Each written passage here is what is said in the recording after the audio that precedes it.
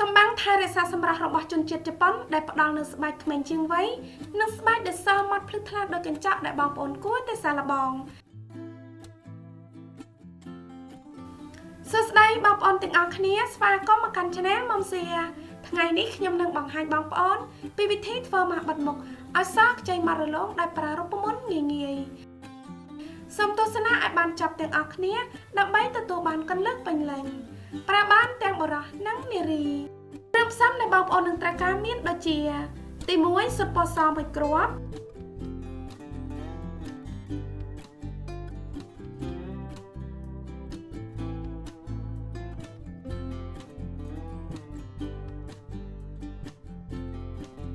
ទី2ម្សៅកាហ្វេចំនួន1ស្លាបព្រាបាយ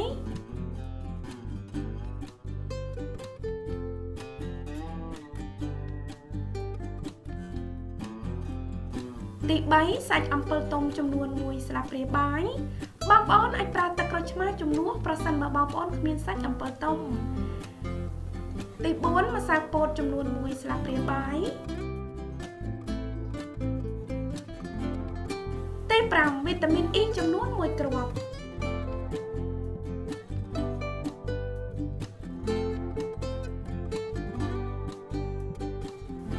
រូបមន្តនេះនឹងធ្វើឲ្យផ្ទៃមុខរបស់បងប្អូនសភ្លឺរលោងបំបត្តិស្នាមជ្រីជួញស្នាមអុចខ្មៅ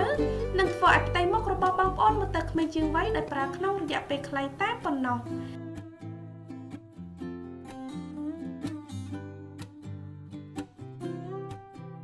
ម៉ាស់បាត់មុខរបស់យើងគឺបានរួចរាល់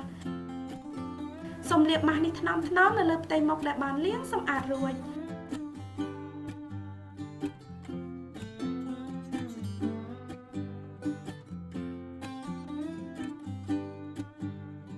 សូមទុកចោលនៅលើផ្ទៃមុខរហូតទាល់តែវាស្ងួតល្អលាងជម្រះចេញជាមួយទឹកធម្មតាកុំភ្លេចលាបលេបផ្ដាស់សំណាមផងណាបងប្អូនសម្រាប់លទ្ធផលកាន់តែប្រសើរសូមប្រើរូបមន្តនេះ2ទៅ3ដងក្នុងមួយសប្តាហ៍សង្ឃឹមថាបងប្អូនចូលចិត្តវីដេអូនេះប្រសិនបើមានសំណួរឬយោបល់សូមសរសេរ comment ខាងក្រោមសូមជួយចុច like និងចុច subscribe YouTube Channel និង Facebook Page របស់នាងខ្ញុំផងណាសូមអរគុណដល់បងប្អូនទាំងអស់គ្នាដែលចូលចិត្តនិងតែងតែគាំទ្រទស្សនាវីដេអូរបស់ខ្ញុំ